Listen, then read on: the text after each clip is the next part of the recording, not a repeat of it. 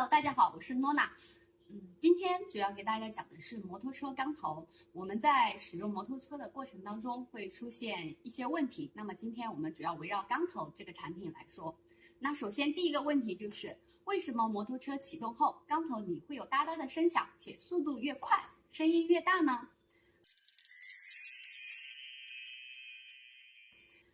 造成这种情况的原因很多，主要呢有以下4种。第一，气门间隙大。第二呢，就是我们的气门摇臂和凸轮轴有磨损。第三就是正时链条抻长或张紧器失效。那么第4点也是比较重要的一点就是我们缸体活塞磨损间隙大或拉伤。声音问题听不到，无法判断，有时即使是听到，也要拆解检查才能确定到底是什么原因。正常情况下，气门开合是没有声音的，